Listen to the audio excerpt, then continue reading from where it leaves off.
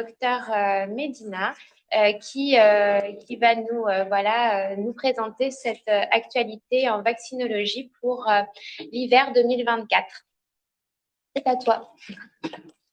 Bonjour à tous, en présentiel et en ligne. Moi, c'est Julia, je suis infectiologue en FIV et la mission qui était la mienne, c'était de parler des actualités de vaccins.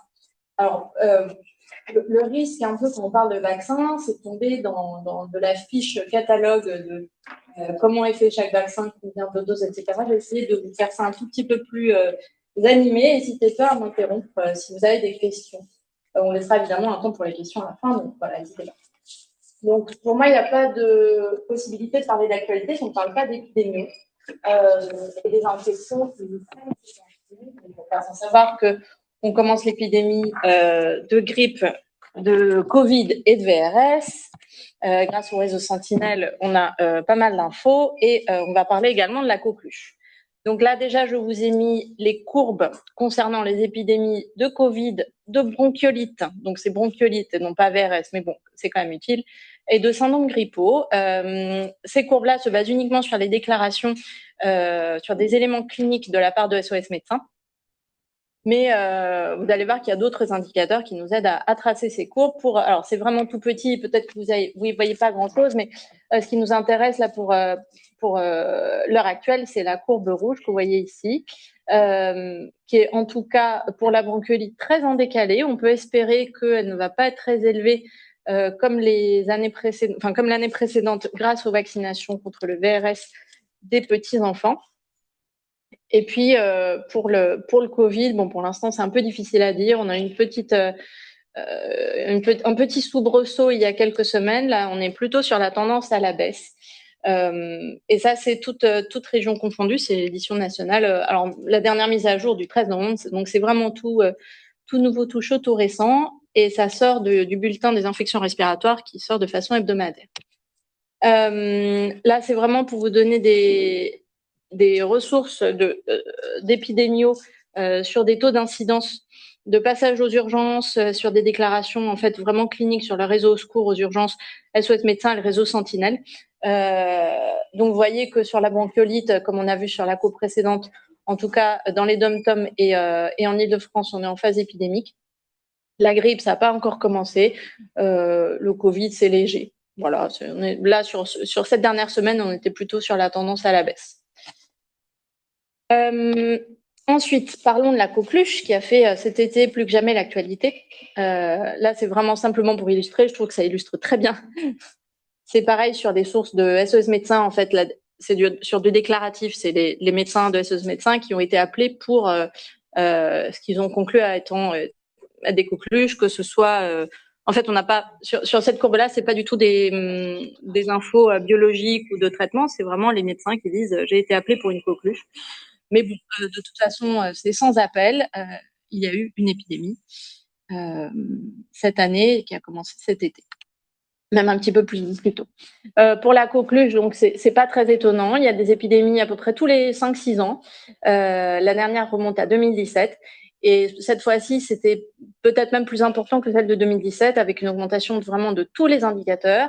Les biologistes ont bien vu que les PCR augmentaient, et même les taux de positivité de PCR sont restés très élevés, même quand les déclarations en fait de syndrome de tout global baissaient, c'est-à-dire cet été, les positivités restaient positives. Donc restait très important.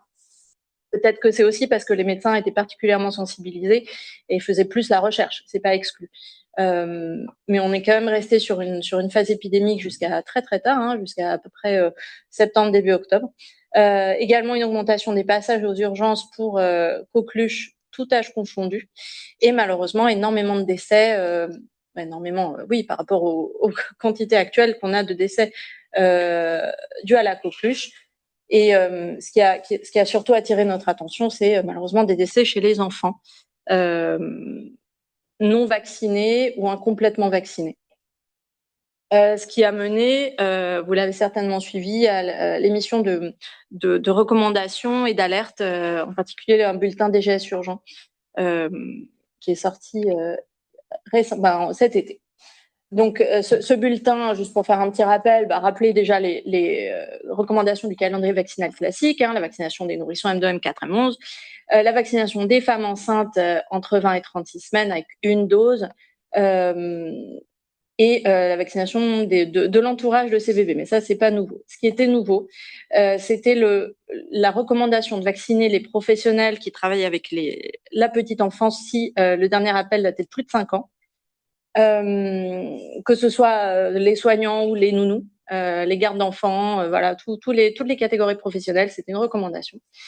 Et il y avait également ce qu'ils ont appelé une préconisation. Donc, le mot a été choisi. C'est pas une recommandation, c'est clairement pas une obligation, mais c'est une préconisation pour l'ensemble des soignants, qu'on soit au contact de bébés ou pas, de faire un rappel de coqueluche, de vaccination coqueluche, si la dernière datait de moins de 5 ans, parce qu'on sait que la protection du vaccin anti-coquelucheux dure entre 5 et 10 ans. Donc vraiment pour optimiser la protection de nos patients. Mais bon, c'est moi qui travaille surtout avec l'adulte, c'est quelque chose qui était pas très clair, qui était un peu, on sait pas trop quoi en faire. Est-ce que si je leur fais, enfin voilà, moi je pense que on n'est pas très nombreux à l'avoir fait si on avait un dernier appel de plus de 5 ans, parce que le focus était vraiment mis sur le contact des enfants. Voilà pour la coqueluche. Alors là, je voulais quand même vous mettre un petit mot sur les vaccins qui n'existent plus. Le Zostavax a disparu cet été. Il faut maintenant administrer le Shingrix, on en parlera, donc contre le Zona. Le Revaxis DTP, ça n'existe plus. Tous nos vaccins DTP ont toujours maintenant une valence coqueluche associée. Les Fluelda, qui était le vaccin antigrippal quadrivalent, qui avait trouvé son indication chez les personnes âgées, pareil, ça n'a plus, ça n'existe plus. Et le monovalent polio, bon, ça, je ne sais pas si quelqu'un s'en servait encore, mais en tout cas, ça n'existe plus. D'autres nouveautés, des choses récentes. Qui peut vacciner? Il y a un décret récent de l'année dernière qui donne, après formation préalable, qui n'est pas précisée par le décret, tous les pharmaciens et tous les infirmiers ont le droit maintenant de prescrire et d'administrer les vaccins à partir de l'âge de 11 ans. Avec une exception assez notable, qui est le vaccin vivant d'immunodéprimés, mais ça, on en parlera parce que ça fait débat. Mais en tout cas, je pense que c'est vraiment un service rendu aux patients en termes d'accessibilité et d'opportunités vaccinales. Mais nous pourrons en reparler. Alors, après la suite de ma présentation, j'ai vraiment essayé, plutôt que de vous parler vaccin par vaccin, parler plutôt par groupe de population en termes de nouveautés. Vraiment, je m'oriente là-dessus sur les actualités vaccinales, sinon on peut y passer 3 heures. Donc, qu'est-ce qui est nouveau? Chez les enfants, chez les nourrissons, maintenant, c'est la recommandation du méningocoque quadrivalent à partir, alors il est validé à partir de 6 semaines, mais il est recommandé à partir de 6 mois, avec un rappel à 12 mois. Donc maintenant, c'est tous les enfants français qui doivent être vaccinés contre le méningocoque de façon quadrivalente et contre le méningo B, enfin qui doivent justement. Il est question qu'il y ait une obligation vaccinale qui arrive en début d'année prochaine, mais tout va dépendre des accords de remboursement, de la prise en charge par l'assurance maladie du vaccin méningococcique quadrivalent, avant de pouvoir prononcer une obligation. Vous avez vu passer également l'arrivée du nouveau vaccin antipneumococcique à 15 valences, qui s'appelle Vaxneuvance, qui trouve exactement la même place que le Prevnar, qui ne sort pas du schéma vaccinal. Ça, je vous avoue que j'ai pas compris pourquoi ils ont laissé, enfin, c'est soit l'un, soit l'autre, mais pourquoi ils ont laissé les deux de façon équivalente.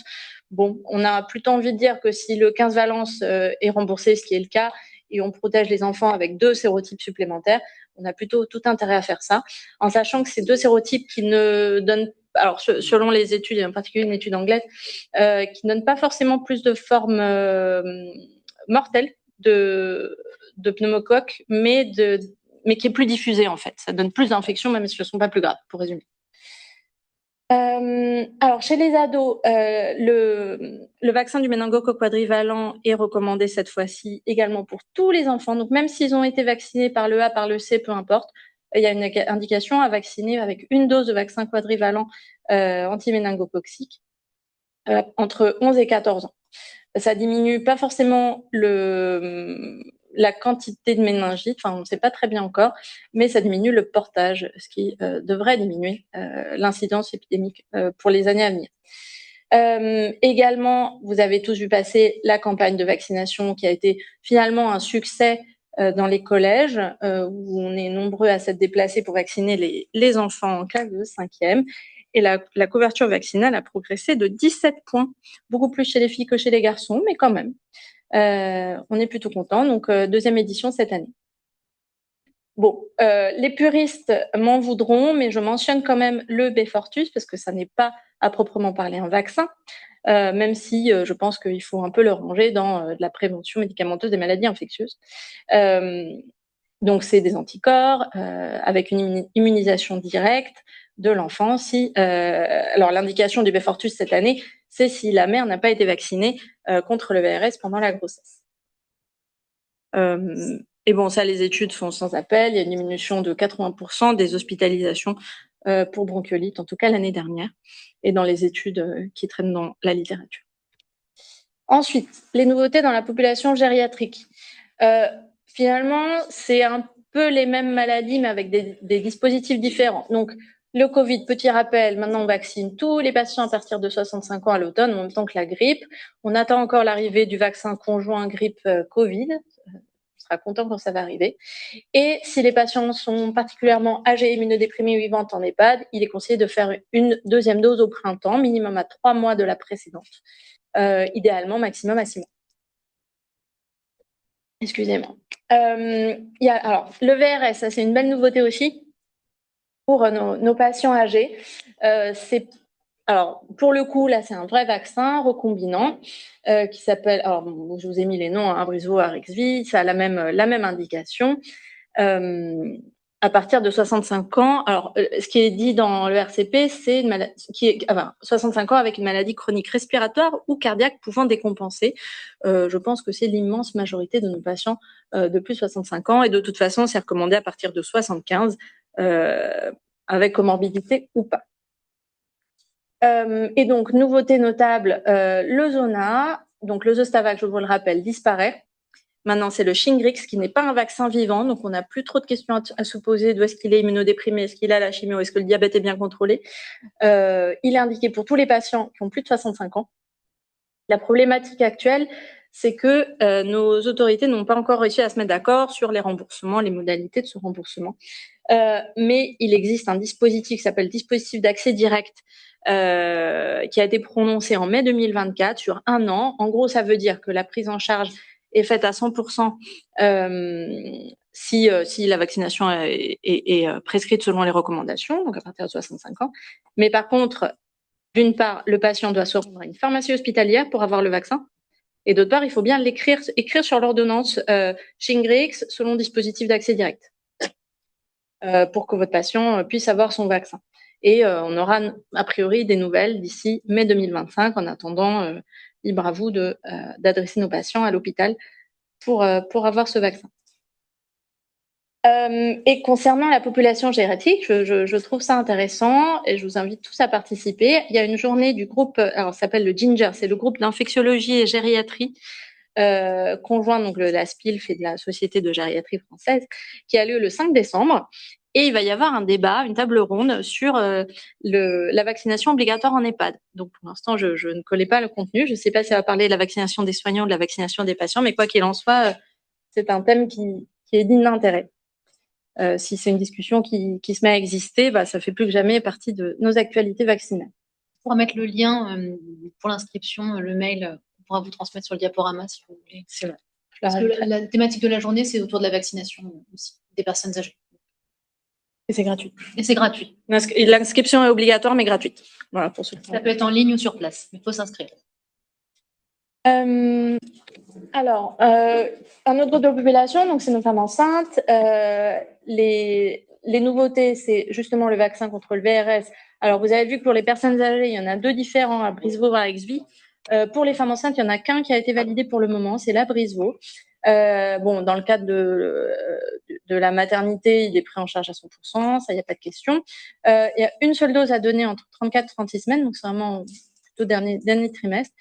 Une chose importante à garder en tête, c'est que il doit être fait à 15 jours de délai du vaccin contre la coqueluche. Donc, le Boostrix qu'on fait pour la femme enceinte, il faut attendre 15 jours.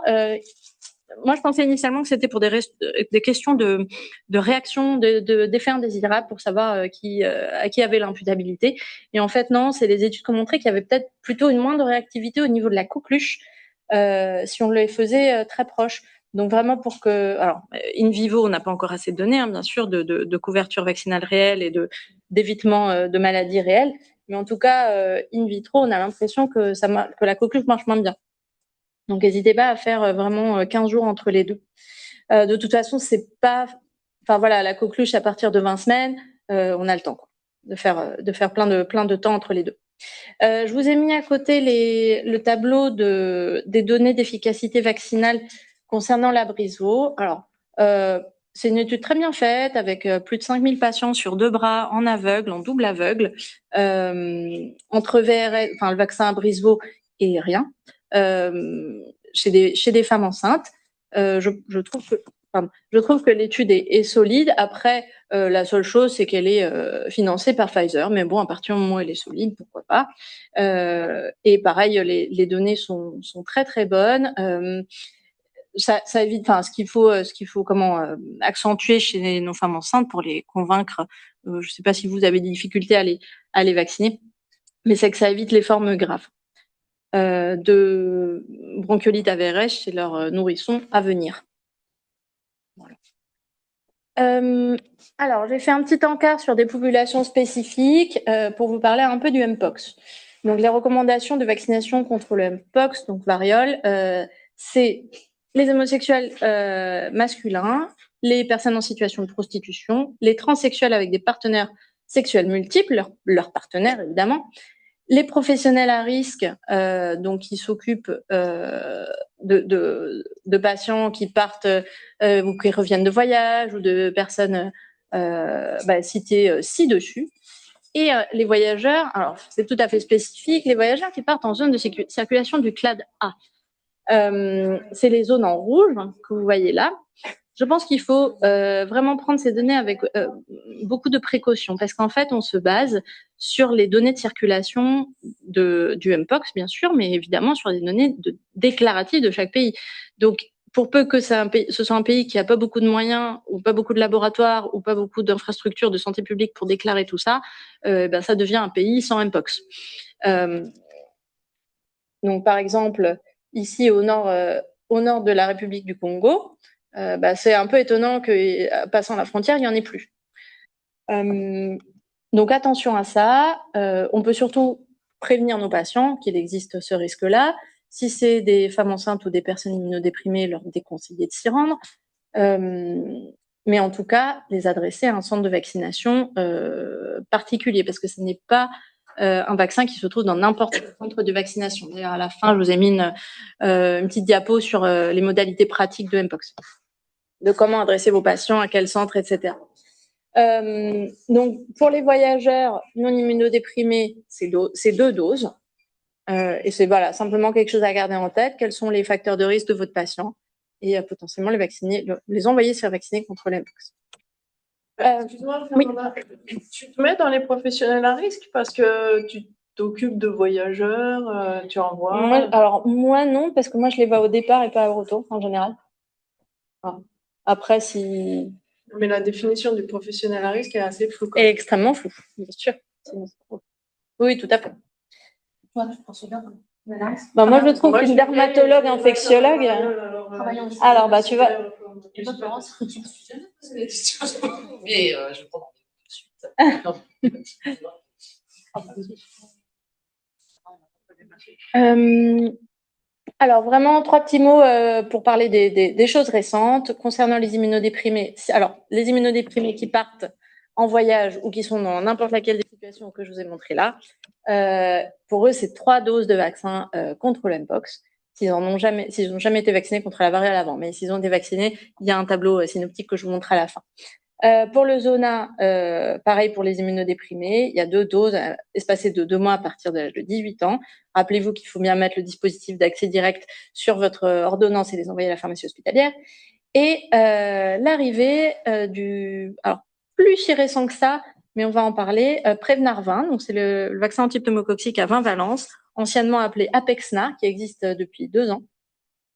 Mais maintenant, il y a une indication à ce qu'il remplace le schéma Prevnar 13 Pneumovax qu'on fait chez nos patients immunodéprimés. Là, pour l'instant, le schéma qui est recommandé, c'est faire une dose de Prevnar 20. Il n'y a pas de recommandation pour aller faire un pneumo 23 derrière, un rappel. Voilà, concrètement, pour l'instant, on ne sait pas, il n'y a pas assez de recul pour conseiller d'autres choses. Pour les voyageurs, qu'est-ce qui a changé? C'est le vaccin contre la rage. Maintenant, on peut faire un schéma très court à J0, J7, qui appelle le schéma semaine, pour les voyageurs en situation d'immunocompétence. Donc, ça leur économise une 3e dose qui revenait assez cher et puis qui n'est pas sans contrainte, quoi. Ça fait quand même une piqûre en plus pour ces gens qui partent dans des contrées éloignées qui ont besoin de beaucoup de vaccins. Alors, une chose dont je voulais parler, en parlant d'actualité, c'est un communiqué de la HAS qui est paru au printemps. Une espèce de tribune qui s'appelait Simplifions les vaccinations. Je ne sais pas si vous l'avez lu. Moi, ça m'a un petit peu fait sourire parce que travaillant avec les vaccins depuis quelques années maintenant, je trouve que c'est quelque chose avec lequel on a beaucoup de mal à faire simple. Rien que ceux parmi vous qui avaient lu le calendrier vaccinal français tout venant, même sans parler des voyageurs ni rien, les immenses tableaux avec des abréviations et des couleurs et des trucs à la fin, c'est parfaitement indigeste. Je trouve qu'en France, contrairement à certains autres pays, on a beaucoup de mal à faire simple. Donc, je trouve que ça part d'une très très bonne intention. C'est bien qu'on essaie de simplifier les choses. Et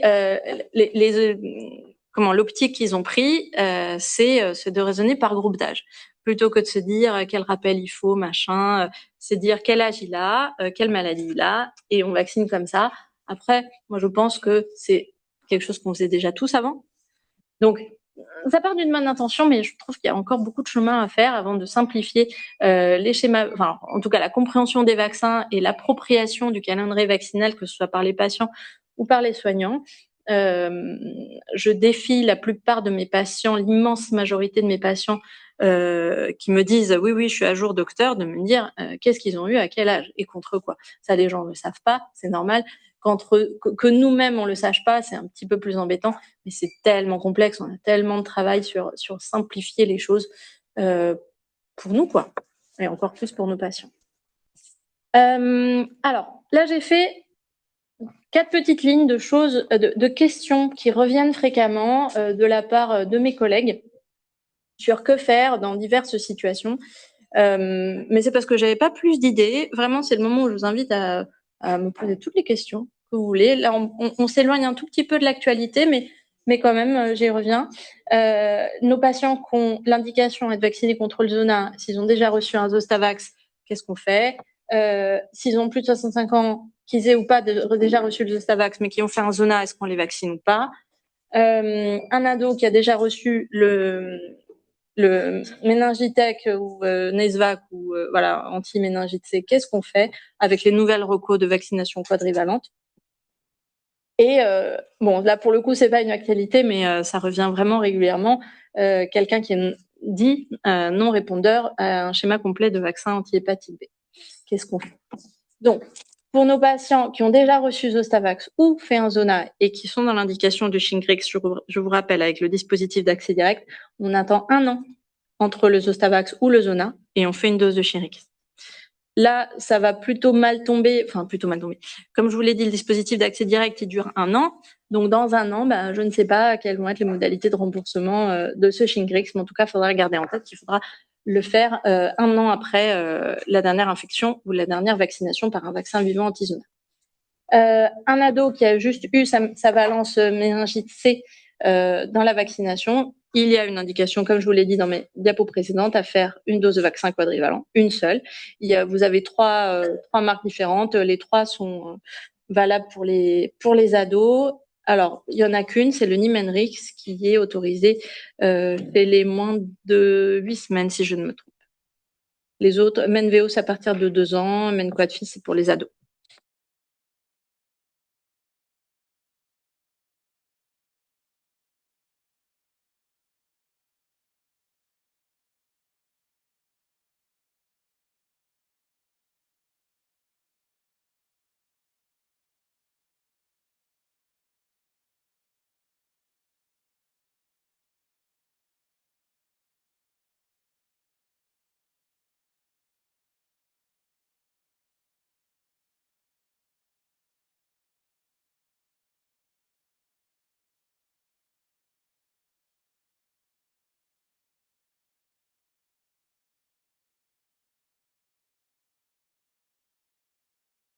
Pour l'hépatite B, la grande question, alors on dit facilement non répondeur. La grande question, c'est le timing où a été fait la sérologie. En fait, ce qu'on veut, c'est qu'il y ait une sérologie positive entre S4 et S8 après le schéma complet vaccinal. C'est ça qui montre la capacité du système immunitaire à répondre à la vaccination. C'est-à-dire que si un jour, un médecin, a été témoin qu'entre S4 et S8, le patient fabrique des anticorps, ben on a la preuve que dans 5 ans, ben il aura la capacité de refabriquer des anticorps quand il rencontrera à nouveau l'antigène. Donc, ce qui est conseillé, c'est de refaire une dose de recontrôler la sérologie. Et par contre, si elle est négative, là, on poursuit comme un schéma complet. Voilà. Alors, là, je vous ai fait vraiment des petites fiches pratiques. Je ne vais pas m'attarder parce que justement, j'ai pas envie que ça devienne catalogue. Je vous laisserai ça dans la présentation. Donc, petit pense-bête, le Shingrix en 2 mots. Je vous ai mis le dispositif d'accès direct. Les patients ont tendance à nous demander qu'est-ce qu'il y a comme adjuvant. Celui-là, il n'y a pas d'aluminium. Et pour l'instant, on ne fait pas de rappel. On fait 2 doses espacées de 2 mois. C'est la primo-vaccination et pas de rappel dans les suites. Alors, là, c'est le Mpox. Il y a 2 vaccins possibles qui n'existent pas en pharmacie, en fait. C'est juste dans les centres de vaccination dédiés. Pour le coup, c'est un vaccin vivant. Donc, attention à nos patients immunodéprimés. Et je vous ai mis en bas le tableau là, le schéma synoptique de combien de doses en fonction de si le patient est immunodéprimé ou pas et de s'il a déjà été vacciné ou dans l'enfance ou dans la précédente, dans le début de l'épidémie de Mpox, c'était en 2022. Donc ça c'est vraiment utile. Moi je le garde. Je le regarde régulièrement parce que j'arrive pas à retenir globalement. Mais c'est bien de s'y référer quand vous savez pas combien de doses il faut faire à votre patient, ce qui est tout à fait normal. Quand tu dis immunodéprimé, c'est mieux défini que ça? C'est la bouteille à l'encre, immunodéprimé. Ouais, c'est mieux défini dans le texte. Mais c'est globalement gros immunodéprimé, c'est-à-dire VIH moins de 204, chimio récente, voilà, ce genre de choses. C'est pas juste le diabète tout un peu déséquilibré, c'est pas ça. Il y a des risques sur le vaccin vivant? Des risques théoriques, tout vaccin vivant, c'est de coller la variole, quoi. C'est ça. Et petit truc particulier sur ce vaccin, ce sera ni vous ni moi qui le ferons, mais c'est le mode d'administration en intradermique qui permet d'économiser des vaccins. On peut faire une dose en intradermique et ça consomme moins, quoi.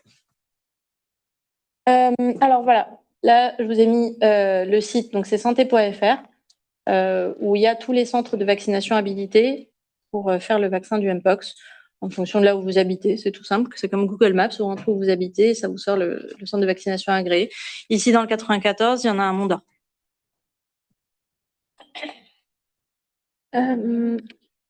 Petite fiche pareil pour le Prévenard, 20 sérotypes de pneumocoque, les plus virulents pour les enfants. Donc je vous ai dit ça a rajouté le 22 et le 33 comme le 15 valence. Il n'y a qu'une seule dose, pas de rappel. Alors, truc intéressant aussi, qui ne manquera pas de faire l'actualité dans les mois à venir, il est autorisé, il a l'AMM chez l'enfant, mais il n'est pas encore recommandé. Donc je pense que ce qui va pas tarder, c'est qu'il y ait une recommandation qui soit émise et qu'on arrête de faire et le 13 et le 15 et qu'on se mette à faire le 20. Mais bon, pour l'instant, c'est pas du tout... Les enfants, c'est encore 13 et le prénat 13 et celui Et le 15.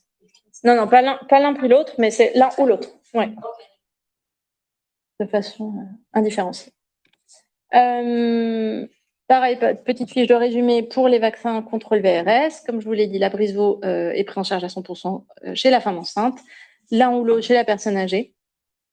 C'est un vaccin qui est assez cher, qui coûte 197, l'un coûte 197, l'autre 196 €, donc on va dire 200 €. Pour nos patients âgés, quand c'est pas pris en charge à 100%, attention, reste à charge. Cela étant dit, l'indication est pour les patients qui ont des maladies, comme je vous l'ai dit, respiratoires ou cardiaques à risque de décompensation. Bon, assez facilement, je pense, on peut rentrer dans le 100%, mais à voir. Mais je crois qu'il n'était pas encore remboursé, moi, en ville. Il n'est pas remboursé. Chez la personne âgée à partir de 60 ans, sur le Vidal, il y a l'indication, mais il n'y a pas le remboursement. Et il y a un encart où il est vraiment précisé non remboursable et non agréée collectivité à la date du 29 août 2024 demande à l'étude dans l'indication immunisation active des personnes âgées de 60 ans et plus pour la prévention de la maladie des voies respiratoires infectieuses causée par le VRS. On va raison de plus. On Voilà. attend en 2025, je crois quand même. C'est qu'il y a ça, j'espère qu'en 2025, ça va venir. Donc, 15 jours à laisser entre le vaccin VRS et le vaccin anti-coqueluche chez la femme enceinte, sinon la coqueluche, ça marche moins bien. Et l'avantage, c'est que ce n'est pas des vaccins vivants, on n'a pas grand-chose à craindre. Pour l'actualité, moi, j'avais rien de plus à vous dire, mais je suis à l'écoute de vos questions et de vos remarques. Alors, pourquoi le rappel des TP n'existe plus? Parce que ça coûte pas grand-chose de rajouter la coqueluche, alors à mon sens, financièrement, et puis que ça fait une meilleure couverture vaccinale.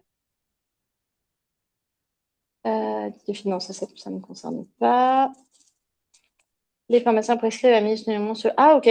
Alors, du coup, c'est le décret qui. Alors, je lis pour tout le monde. Les pharmaciens prescrivent et administrent uniquement selon le calendrier vaccinal, pas chez le voyageur.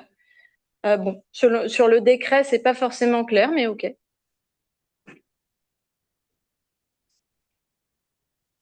Oui, c'est bien ça. Par exemple, l'hépatite A, on est censé l'injecter uniquement si c'est dans le calendrier vaccinal et il y a très peu d'indications officiellement remboursées, alors que si c'est quelqu'un qui voyage, et ben, du coup, on doit s'abstenir. À la fois, c'est pas remboursé et à la fois, on n'a pas le droit de l'injecter. On n'a même pas le droit de l'injecter, même si c'est prescrit. D'accord. Même si c'est prescrit, parce que du coup, avec le nouveau décret de 2023, c'est du 8 août, c'est uniquement dans le calendrier vaccinal. Ok. Autre question, dans quel cas on fait une sérologie si schéma VHB complet? Dans quel cas on fait une sérologie si on a... les recommandations officielles, c'est de le faire chez les personnes chez qui c'est obligatoire. À savoir, les adultes chez qui c'est obligatoire, donc les soignants globalement. Est-ce qu'il y a d'autres obligations vaccinales? Non, mais c'est à peu près tout. Et c'est tout, chez les enfants, on ne fait pas. D'ailleurs, Fernanda, là, sur le truc qu'ils ont mis pour le rattrapage pour les non-répondeurs, est-ce qu'ils laissent toujours le seuil pour les soignants?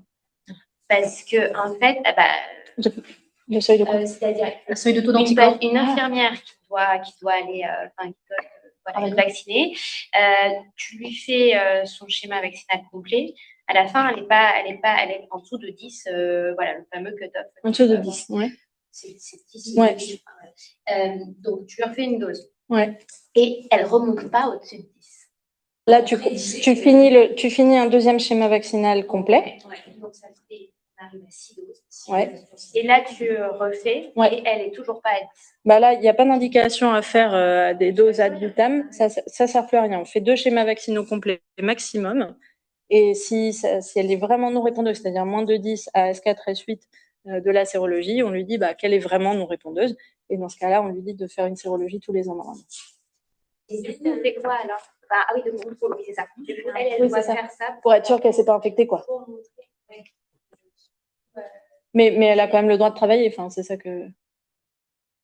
Jacques, justement, il disait là-dessus que des fois, surtout des non-répondeurs, malgré les 6 doses, il disait que des fois, ils étaient quand même immunisés. Oui, c'est ça. Alors voilà, c'est vraiment ce qu'on pense, c'est que quand la personne, ce qu'on appelle l'immunité anamnestique, quand la personne va rencontrer l'antigène, il va quand même réussir à faire des anticorps, même si c'est pas des anticorps qu'on dose les mêmes qu'on dose au moment de la sérologie. Donc, ce qu'il faut, c'est rassurer le patient, lui dire que quand même il a eu 6 doses de vaccin, que les gens qui s'infectent à hépatite B malgré 6 doses de vaccin, mais il n'y en a pas beaucoup dans la littérature. Moi, j'en connais pas. Et pour les soignants, il est indiqué de faire une sérologie hépatite B tous les ans. Pour eux, pour être sûr qu'ils ne sont pas infectés. Tac. Pourquoi, selon la recours, le rattrapage du ROR n'est proposé qu'aux personnes nées après 1980? Parce qu'on estime qu'avant 1980, les personnes étaient en contact avec, que ce soit la rougeole, les oreillons, la rubéole, parce qu'il y en avait beaucoup plus en circulation. Voilà. Et qu'après, évidemment, c'est pas tout blanc tout noir, mais qu'après 1980, il y en a eu suffisamment moins pour justifier de mise en contact avec l'antigène. Pourquoi, selon le RECO, ne peut-on pas vérifier le statut vaccinal d'une personne vis-à-vis de la rougeole par une sérologie? Parce qu'en fait, ça donne pas le reflet de la vraie protection vaccinale, en fait. On peut avoir une sérologie qui est positive et en fait, la personne n'a pas été vaccinée et du coup, ça compte pas. Et de la même façon, on peut avoir quelqu'un qui a eu un schéma complet et qui a une sérologie négative. Ce qu'il faut, c'est que les gens soient vaccinés. Pour les oreillons et la rougeole, il n'y a aucune indication à faire les sérologies, jamais. Et si on a une sérologie négative, si la personne a été vaccinée, il n'y a pas d'indication à la revacciner non plus. Voilà. Est-ce qu'on se quitte là-dessus avec, bien sûr, si vous le souhaitez, la possibilité de nous poser d'autres questions. Vous pouvez les envoyer à vos responsables de CPTS qui nous les relaient. Enfin, en tout cas, ou bien nous demander aussi un avis pour vos situations vaccinales qui vous posent souci. Vous pouvez bien sûr nous solliciter sur la plateforme OmniDoc. On a déjà eu l'occasion de vous présenter à ceux qui ont participé l'année dernière. Voilà, donc autant, enfin pour même, les infirmiers et les pharmaciens peuvent aussi se créer un compte. Hein. C'est gratuit pour tout le monde. Et pour les médecins.